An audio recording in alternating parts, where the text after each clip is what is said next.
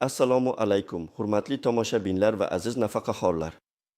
Men sizning huquqiy maslahatchi advokatingiz. Bugungi videomizda pensiya jamg'armasining moliyaviy barqarorligini ta'minlash yo'lidagi yangi va muhim o'zgarishlar haqida batafsil ma'lumot beraman. Aynan 2026 yildan kuchga kiradigan sizning pensiya to'lovlaringizni har oy hech qanday kechikishlarsiz, aniq belgilangan kunda qo'lingizga tushishini kafolatlaydigan yangi tizim haqida bilishni istaysizmi? Unda diqqat bilan eshiting. Bu yangilik shunchaki ma'muriy o'zgarish emas, balki yillar davomida ko'plab insonlarni tashvishga solgan muammoga yechim bo'lishi kutilayotgan chinakam inqilobiy qadamdir. Tasavvur qiling, har oyning ma'lum bir sanasida soat millari 12 ni ko'rsatishi bilan sizning bank hisobingizga yoki pochta orqali uzoq kutilgan pensiya puli tushadi. Bu oddiy holdek tuyulishi mumkin, lekin yaqin 60 bu ko'plab nafaqaxo'rlar uchun shunchaki orzu edi. Pensiya jamg'armasi bilan bog'liq muammolar haqida eshitganmisiz? Pul yetishmovchiligi, to'lovlardagi kechikishlar, kutilmagan uzilishlar. Bu so'zlar sizga tanishmi? Afsuski, ko'p yillar davomida bu holatlar aksariyat hamyurtlarimizning hayotida shafqatsiz bir haqiqat bo'lib keldi. Qariyalarning har bir tiyinga muhtoj bo'lib turgan pallada, uzoq kutilgan mablag'ning bir kun yoki undan ham ko'proq kechikishi qanday azob ekanligini faqat boshidan kechirgan inson biladi. Kim xotirlaydi, o'sha qiyin davrlarda 20, 30, hatto 40 yil mehnat stajiga ega bo'lgan keksa otaxonlar va onaxonlarimiz yelkalariga og'ir yuklarni ortib, oilasi rizqi uchun tirishganlarini. Ularning qadoq bosgan qo'llari, yuzlaridagi chuqur ajinlar har birimizga qanday mashaqqatli hayot yo'lini bosib o'tganlarini so'zlab beradi. O'sha kunlarda vatan uchun, farzandlar kelajagi uchun ter to'kib ishlagan insonlar bugun nafaqalarni o'z vaqtida ololmay qiynalishlari, ba'zida to'lovlar kechikishi tufayli qarzga botishlari yoki kunlik ehtiyojlarini qondira olmasliklari adolatdanmi? Bu savol har birimizni o'ylantirishi kerak. Axir ular bugungi farovonligimiz uchun poydevor qo'ygan, o'z umrini va kuchini ayamagan insonlardir. Aynan sizning qancha yillik mehnat stajingiz borligini va o'sha qiyin kunlarda qanday mashaqqatli ishlarni bajarganingizni izohlarda yozib qoldiring. Balki siz qishloq xo'jaligida dala ishlarida ishlagandirsiz, balki zavodda og'ir mehnat qilgandirsiz, yoki o'qituvchilik, shifokorlik kasbida yosh avlodni tarbiyalagandirsiz.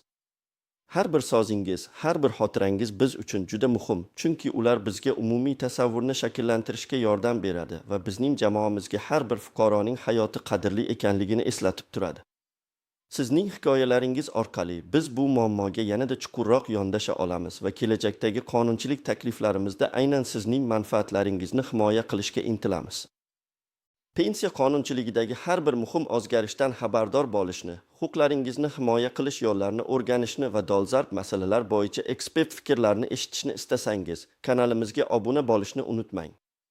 Qo'ng'iroq tugmasini bosib qo'ysangiz, hech bir muhim yangilikni o'tkazib yubormaysiz. Bu sizning huquqlaringizni himoya qilish yo'lidagi eng muhim va ilk qadamingiz bo'lishi mumkin. Bizning kanalimiz aynan sizning pensiya sohasidagi barcha savollaringizga javob topishingizga yordam beradi. Biz nafaqat yangiliklar haqida xabar beramiz, balki ularni tahlil qilamiz, siz uchun tushunarli tilda izohlaymiz va amaliy tavsiyalar beramiz. Chunki har bir nafaqaxo'r o'z huquqlarini bilishga va ulardan foydalanishga haqli.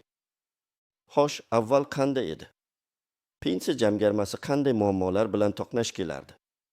Yillar davomida pensiya jamg'armasi o'z mablag'lari bilan to'lovlarni o'z vaqtida amalga oshirishda doimiy ravishda qiyinchiliklarga duch kelardi.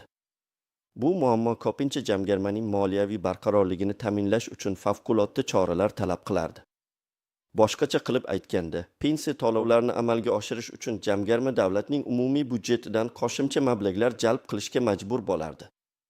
Bu esa moliyaviy tizimda teshiklarni keltirib chiqarar, davlat budjetiga qo'shimcha yuk bo'lar va eng asosiysi, pensiya to'lovlarida kechikish xavfini yaratardi.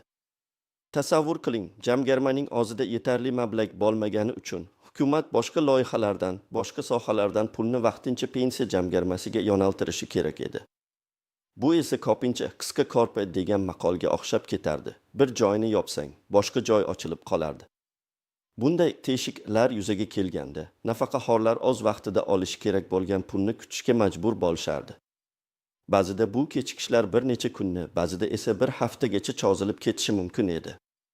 Bu holat nafaqaxo'rlar orasida norozilikni, hafsalasizlikni va doimiy tashvishni keltirib chiqarardi. Zero aksariyat nafaqaxo'rlar uchun pensiya bu ularning yagona va asosiy daromad manbai. Ularning kundalik ehtiyojlari, dori-darmonlari, oziq-ovqatlari aynan shu pensiya mablag'iga bog'liq edi. Pensiyaning kechikishi ularning hayotini yanada qiyinlashtirar, ularni qarzga botishga yoki tejamkorlikni haddan tashqari oshirishga majbur qilar edi. Bu faqatgina moliyaviy muammo emas, balki ijtimoiy va psixologik muammo edi. Bu holat hukumat tomonidan jiddiy e'tibor talab qiladigan, kechiktirib bo'lmas masala edi. Bu muammoga tubdan yechim topish va kelajakda bunday holatlarning oldini olish zaruriyati tobora oshib borardi. Shu sababli mutaxassislar yillar davomida bu muammoni hal qilishning eng samarali yo'llarini izlab keldilar. Va mana nihoyat 2026 yildan boshlab ushbu muammoga tizimli va samarali yechim taklif etilmoqda. Pensiya to'lovlarining har bir kuniga kafolat berish maqsadida hukumat moliyaviy oqimlarni qayta yo'naltirishga qaror qildi. Yangi tizimga ko'ra 2026 yilning yanvar oyidan boshlab byudjet tashkilotlaridan yigiladigan ijtimoiy soliqning 98% gacha bo'lgan qismi to'g'ridan-to'g'ri byudjetdan tashqari pensiya jamg'armasi hisobiga o'tkaziladi. Bu shunchaki texnik o'zgarish emas, balki pensiya to'lovlari tizimini makro darajadagi har qanday uzilishlardan himoya qilishga qaratilgan fundamental qadamdir. Avvallari ijtimoiy soliqning ma'lum bir qismi umumiy byudjetga tushar, keyin esa uning bir qismi jamg'armaga ajratilardi. Endi esa bu pul deyarli to'liq miqdorda to'g'ridan-to'g'ri jamg'armaga yo'naltiriladi. Bu jamg'armaning o'zini-o'zi moliyalashtirish imkoniyatini oshiradi va tashqi moliyaviy inyeksiyalarga bo'lgan ehtiyojni sezilarli darajada kamaytiradi. Bu degani jamg'arma o'z mablag'lariga ega bo'lib, pensiyalarni o'z vaqtida, hech qanday kechikishlarsiz to'lashga qodir bo'ladi. Xo'sh, bu yangilik qanday nafaqaxo'rlar uchun ayniqsa muhim? Aslida bu o'zgarish barcha nafaqaxo'rlar uchun foydalidir, chunki tizim barqarorligi har kimning manfaatiga xizmat qiladi. Biroq eng avvalo minimal pensiya oluvchi shaxslar uchun bu juda katta yengillik. Chunki ularning har bir so'm puli muhim va har qanday kechikish ularning kundalik turmushiga jiddiy ta'sir ko'rsatishi mumkin. Minimal pensiya oluvchilar ko'pincha dori-darmon, oziq-ovqat va kommunal to'lovlarni amalga oshirishda qiyinchiliklarga duch kelishadi. Pensiyaning o'z vaqtida tushishi ularning hayotiga barqarorlik va ishonch olib kiradi. Shuningdek, nafaqa to'lovlari boshqa ijtimoiy yordam turlari bilan bog'liq bo'lgan oilalar uchun ham bu yangilik juda ahamiyatli. Chunki bir to'lovning kechikishi boshqa yordam turlarini ham uzib qo'yishi mumkin. Pensiya tizimining barqarorligi nafaqat bugungi nafaqaxo'rlar uchun, balki kelajakda pensiyaga chiqishni kutayotgan yoshlarimiz uchun ham nihoyatda muhim. Axir ular ham o'z mehnatlarini qadrli va ishonchli tizimga qo'yayotganliklarini bilishlari kerak. Pensionerlik davri har bir insonning hayotida o'ziga xos bosqichdir. Bu davrda inson tinch, xotirjam va moliyaviy jihatdan himoyalangan bo'lishni istaydi. Uzoq yillar davomida qilgan mehnatining evaziga loyiq ravishda yashashga haqli.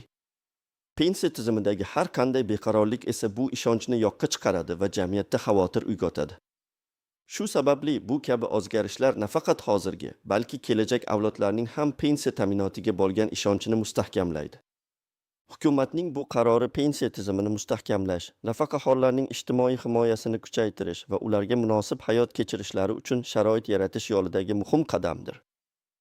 Ba'zilar PSU deb atashi mumkin bo'lgan bu oylar aslida pensiya tizimining nafaqat quruq raqamlar va byurokratik jarayonlardan iborat emasligini, balki insoniy qadriyatlar, ijtimoiy adolat va har bir fuqaroning hayoti bilan chambarchas bog'liqligini ko'rsatadi.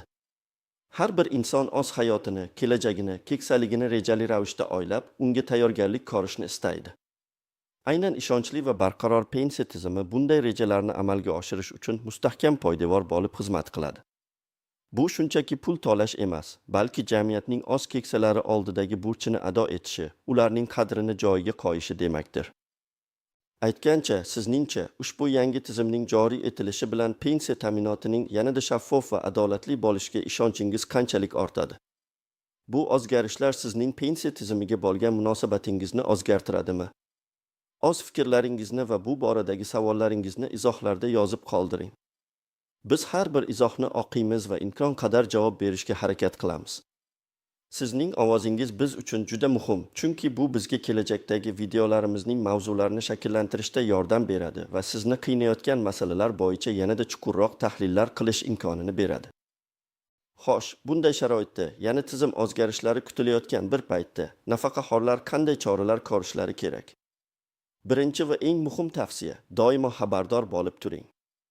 Pensiya qonunchiligidagi har qanday o'zgarishlarni kuzatib boring. Bizning kanalimiz aynan shu maqsadda xizmat qiladi. Ikkinchidan, pensiya hisobingiz holatini muntazam tekshirib turing. Banklar yoki pochta bo'limlari orqali yoki mavjud bo'lsa, elektron xizmatlar portallari orqali pensiya tushumlarini nazorat qilish muhimdir. Agar biron bir kechikish yoki xatolikka duch kelsangiz, darhol tegishli organlarga murojaat qiling. Bu pensiya jamg'armasining hududiy bo'limlari yoki xalq qabulxonalari bo'lishi mumkin. Uchinchidan, agar pensiya masalasida huquqiy savollaringiz bo'lsa yoki muammolarga duch kelsangiz, malakali yurist maslahatini olishdan tortinmang. Ko'pincha kichik muammo deb o'ylangan narsa, to'g'ri huquqiy yordam bilan tez va oson hal qilinishi mumkin. To'rtinchidan, barcha hujjatlaringizni tartibda saqlang. Mehnat daftarchasi, pensiya guvohnomasi, shaxsni tasdiqlovchi hujjatlar kabi barcha kerakli qog'ozlar har doim qo'l ostida bo'lishi kerak. Bu kutilmagan vaziyatlarda sizning huquqlaringizni himoya qilishda juda muhim rol o'ynaydi. Va nihoyat, o'zingizni yolg'iz his qilmang. Pensiya masalalari bo'yicha forumlarda, ijtimoiy tarmoq guruhlarida boshqalar bilan tajriba almashing. Ba'zan boshqalarning tajribasi sizga to'g'ri yo'l topishga yordam berishi mumkin. Axir birgalikda biz har qanday muammoni hal qilishimiz mumkin. Shunday qilib, biz videoning boshida aytganimizdek, pensiya jamg'armasining moliyaviy barqarorligini ta'minlash yo'lidagi yangi o'zgarishlar haqida batafsil ma'lumot berdik. 2026 yildan boshlab budjet tashkilotlaridan yig'iladigan ijtimoiy soliqning 98% gacha bo'lgan qismi to'g'ridan-to'g'ri jamg'arma hisobiga yo'naltirilishi pensiya to'lovlarida yuzaga kelishi mumkin bo'lgan har qanday kechikishlarning oldini olishga qaratilgan. Bu hukumatning nafaqaxo'rlar oldidagi majburiyatini yanada kuchaytirishga, ularning moliyaviy barqarorligini ta'minlashga va eng asosiysi, ularning uzoq yillik mehnati uchun munosib hurmatni namoyish etishga qaratilgan ulkan qadamdir. Endi ushbu yangi tizim amalga oshirilgandan so'ng, sizningcha pensiyangizni har oy aniq vaqtida olishga bo'lgan ishonchingiz qanchalik oshadi? Siz bu yangilikni qanday qabul qildingiz? Bu haqiqiy yechim bo'lishiga ishonasizmi yoki hali ham ba'zi xavotirlaringiz bormi? Fikrlaringizni izohlarda kutib qolamiz. Sizning har bir fikringiz biz uchun juda qimmatli. O'zingizni ehtiyot qiling va kelgusi videolarimizda ko'rishguncha